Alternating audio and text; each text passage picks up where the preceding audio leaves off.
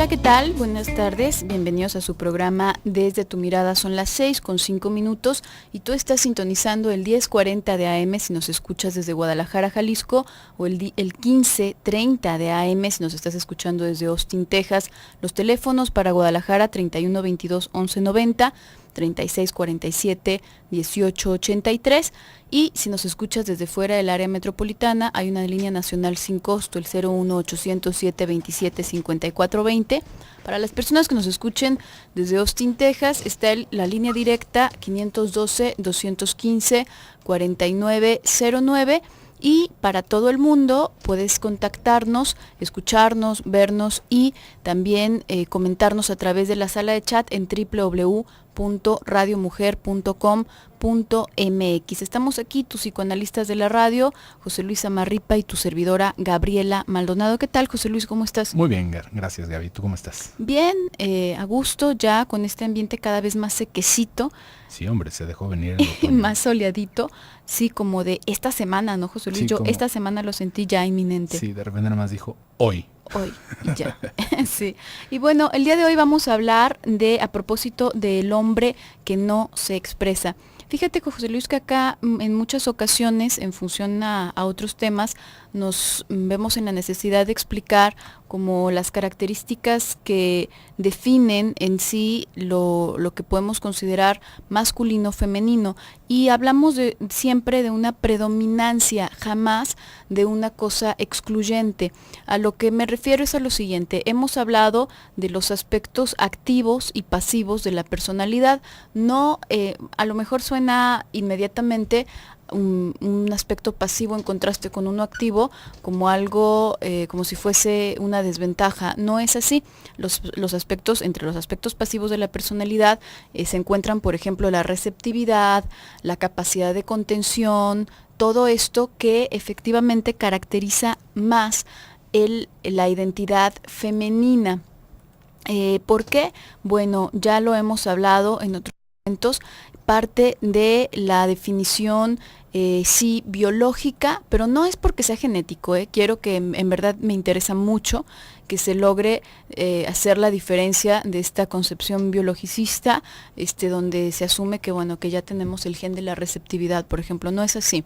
No, sino que nuestra misma constitución física que nos digamos, nos acomoda para ciertas funciones en la vida. Por ejemplo, es la mujer la que tiene físicamente la capacidad de alimentar de su propio pecho a los hijos. Entonces esto absolutamente tiene también una trascendencia en lo psíquico. Lo que quiero decir que no es algo que orgánicamente ya nos determine como un gen, sino que este rol y estas capacidades nos determinan, nos trascienden psíquicamente, y entonces se reflejan también de esta manera en desarrollar en la mujer más aspectos receptivos, más aspectos, por ejemplo, que tienen que ver con la empatía, con el poderse identificar con el otro, con el sufrimiento del otro, con el bienestar, con el malestar del otro, etc.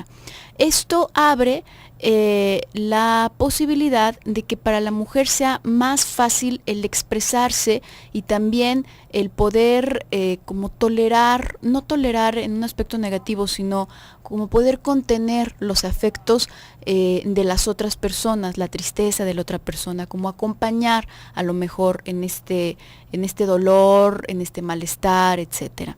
Sin embargo, hemos recalcado también aquí que estas características no son excluyentes. Todos, absolutamente todos, hombres y mujeres, tenemos ambos aspectos en nuestra personalidad. Tenemos aspectos pasivos de la pulsión y aspectos activos.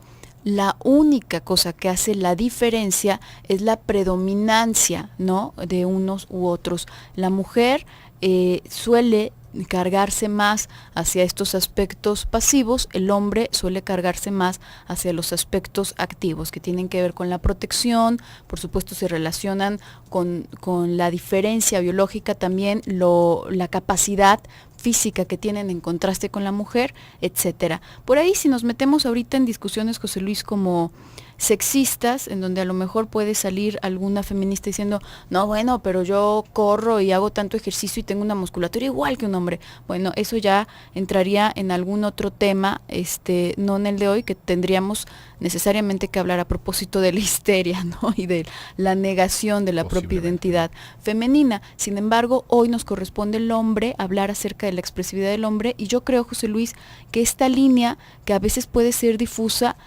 puede en muchas ocasiones confundir al hombre y hacerlo sentir como acartonado al momento, ya sea de estar frente a alguien que le expresa sus sentimientos, como al momento de tener la necesidad de expresar los suyos, ¿no? Claro, y yo creo que, así como tú lo vas diciendo, el punto central en todo este tema de por qué los hombres no nos expresamos tanto como las mujeres, ¿no? Al menos esta idea generalizada, me parece que tiene que ver por un aspecto cultural, ¿no? Por cómo todo lo que podemos hablar sobre la masculinidad tiene que ver con una postura dominante, tiene que ver con una postura activa, tiene que ver con ciertos aspectos que hablan de una postura que se debe de guardar. ¿Sí ves? El otro día estaba escuchando hablar a una persona sobre los machos alfa, ¿no? En una plática que estaban dando en un grupo científico, cómo se tiene ciertas características. Y esto, ya escuchándolo de una manera un poquito más hacia la psicología, podríamos pensar que es a lo que muchas veces se va apuntando al pensar en la masculinidad, ¿no? Un hombre capaz, un hombre potente, un hombre que manda, un hombre que dirige, ¿no? Esto es lo que muchas veces vamos entendiendo como la parte masculina de la personalidad, ¿no? Como esta parte que nos hace hombres.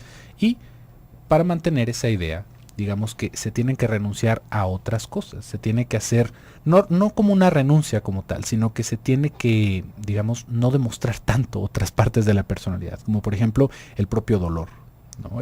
Esta idea de mostrarse herido no es algo que vaya con esta misma fantasía de cómo debe de ser un hombre, ¿no? Porque un hombre debe de luchar, un hombre se debe de anteponer, un hombre debe de poder, debe de sostener a los demás. Entonces no hay mucho espacio para decir, hoy me duele, ¿no? Hoy me siento triste, hoy no quiero ir a trabajar porque me dejó la novia. Como que no viene tanto esta idea como tal vez podríamos pensarlo o perdonarlo un poco más desde el lado de la mujer. ¿Sí ve? También a la hora de las pláticas, por ahí hay un chiste gráfico muy curioso al respecto de esto, ¿no? De cómo las mujeres se hablan para platicar y de repente un hombre le habla a otro y ¿qué tal, fulano? ¿Cómo estás? No, muy bien, muy bien, ¿qué pasó? No, nada, te estaba hablando para platicar. ¿Platicar de qué? No, pues de lo que tú quieras, o sea, ¿qué estás haciendo?